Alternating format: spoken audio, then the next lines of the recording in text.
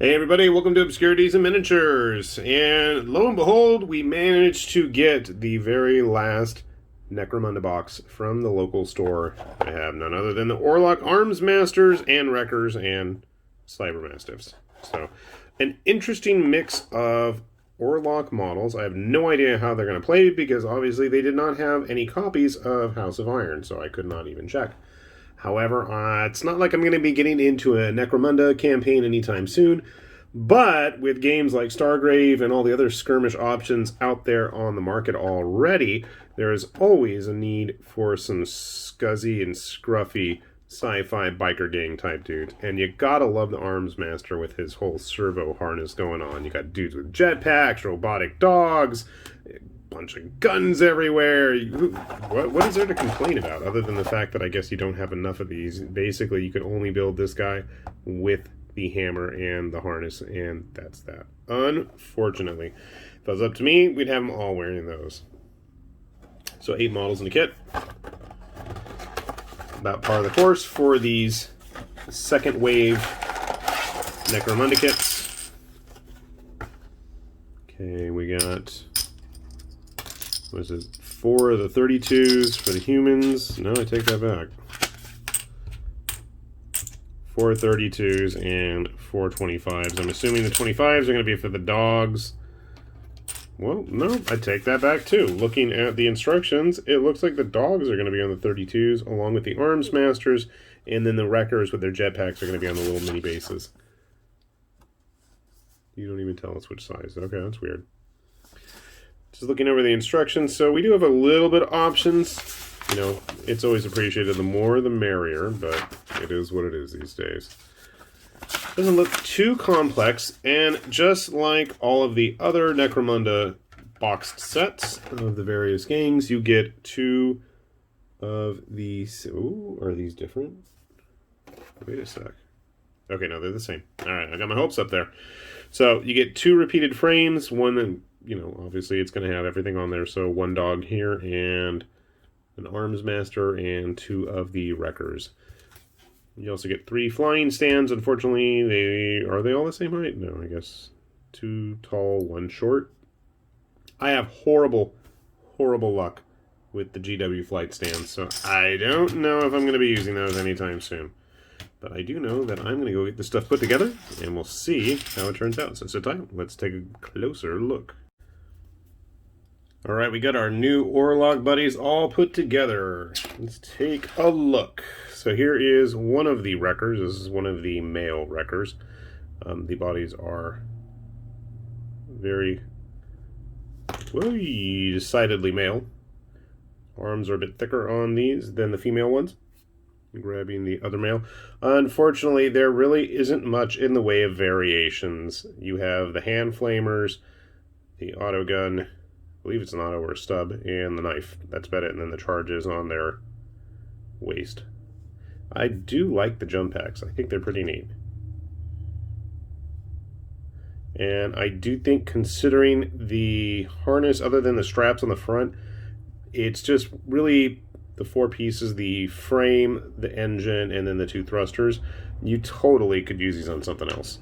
So don't rule that out. I think if you wanted to get the bits for these guys, I do like the poses. I do like the option that they has a little bit of rubble. Unfortunately, the rubble really doesn't match up with the Necromunda bases. But I prefer that to the flight stands, which I absolutely know I'm going to break. And then let's grab the female Wreckers. Now, I don't think they actually would really work with the flight stands. I could be wrong, but their pose seems very grounded. We have a knife fighter one, and again with the charges, and a scabbard. And then the other option is one with the explosives ready to go, and the pistol. I do like the bandit-looking face. However, I mean, it is pretty easy. I think if you wanted to slice off the satchel charge and just replace it with either a knife or another gun, I don't think that would be all that difficult to do. So, something to keep in mind. The doggies, I like them. Unfortunately, they reuse the same left side of the body, And because of that, you're not able to... You almost have enough parts to make a third one. I would suggest if you have the supplies to cast your own duplicate pieces or something, you might want to get an extra one of those sides of the body made so you can have yourself an extra few cyber doggies. And I did put them on the larger bases. That's what the directions suggested. And then we come to the Arms Masters. We have the regular one doing his best Techno-Viking impression with his big old combat shotgun or auto gun or whatever kind of gun it is. I was half tempted to stick that servo frame on him just because, but it would look kind of strange if it really only was on his legs, and then you wouldn't be able to put the satchel bag or the chains for I don't know what, whatever nefarious purpose he's got them for.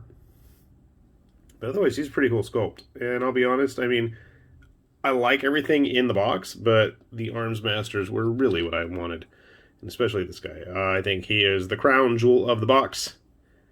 He just looks really neat with that big old frame on. He's big, he's bulky, and absolutely, I think if you were going to go for any kind of futuristic, junky skirmish game of any kind, I think these guys, more than even the regular Orlocks, would be great for that. They've got a lot more character and pizzazz to them.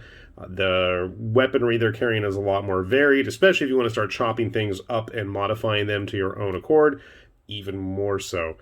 But this guy, honestly, is probably my favorite, like I said, of the bunch. Grabbing some other models, because you know that's what we like to do here. Might as well get a regular Orlock ganger in there. No surprise, the Arms Master is a bit larger, but then again, he is, you know, the boss. So, seems pretty appropriate in this situation. I don't know why that camera wants to tilt and shake and vibrate so much. Nobody's moving. You stop. Yeah, that's why we need to get some new equipment up in here. So if you guys haven't checked out our Patreon page, please do so, because we would appreciate that. We can keep bringing you guys daily videos as well. Moving on, I wanted to grab some of the Goliaths just as a show of size. Obviously, the stimmers are going to be way bigger. But the Arms Master is almost giving a regular Goliath a good run for the money there. Grabbing some Primaris Marines. That's not a Primaris, I knew that. Just making sure everybody out there's paying attention. That's better. Okay. So yeah, you can get a good idea of the size here. Nobody cares about you, Goliath. You guys had your moment. Your house of chains or whatever. So yeah, I think so far, at least in my opinion, and I only have the Goliath and now the Orlock expansion set. I haven't had a chance to get any of the Ogren or the Escher ladies. But rest assured, at some point, sooner or later, we will probably see them on this channel. It's just a matter of time and finances. So the more we get of both of those, the more likely we'll see them in the near future. But overall, I gotta say, I really enjoyed this kit. There were a couple of detracting points that I really wanted to touch on really quick. The first one, and this kind of goes along with everything related to Necromunda, is the lack of real options. In this kit in particular, more so than the others, I feel like there's just a whole not a whole lot of extras in there to really customize your guys to make the gang more unique. The other thing that really irked me was, for those of you who do like to swap parts around, they had a really weird, oddly shaped connection point to get the limbs on the body. I can't really get that in focus, but it's all kinds of weird flat surfaces on like 3 different sides. And what purpose does that serve, really? I don't know. Because I think they're kind of shooting themselves in the foot there. Look at this. See, it's got, like I said, about 3 flat sides. And it kind of lunges on the underside of the vest and the side of the body there. And it just kind of launches in. I thought it was a really weird way of attaching the limbs. Wouldn't have been my first choice by any means. I would have much rather see, if they want to make everything kind of obnoxious and difficult to really convert, that's cool and all, I get it, you know. GW wants to keep their, you know, things all in their own particular universe and don't want to mixing and matching with other third-party companies. I get that. But why not set it up so that all the models across the range have a similar connection point? If you want to make a weird, funky design in there, cool, by all means go for it. But please, let those of us who don't want to hack every little bit to pieces give us a little bit of an easier time there.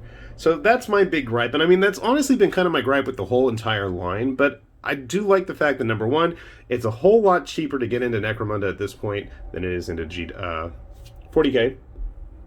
And, I mean, for a box of 8 guys and 2 doggies, I can't complain too much. No, it's 6 people and 2 doggies. We don't know how to count yet. But it's definitely a bit more reasonably priced than some of the stuff I've seen lately with Age of Sigmar. So, I do appreciate that. Like Warcry Catacombs, which I totally would have bought if you wanted to charge a reasonable amount of money, but sadly, they don't. So anyways, do take a look out for these guys. I think if you can find them for a good price, absolutely go for it. I think they're going to have a lot of potential usage in a lot of different games. Like I was mentioning earlier, we have Stargrave coming out. I could totally see these guys playing it up in something like This Is Not a Test, Reality's Edge. Osprey's got a million different games, it seems, they could probably fill an niche in. But yeah, I think of the stuff out there, they are probably one of the most versatile boxes in terms of not only what you get, but how they look and how you could probably game with them as well. So I do appreciate that.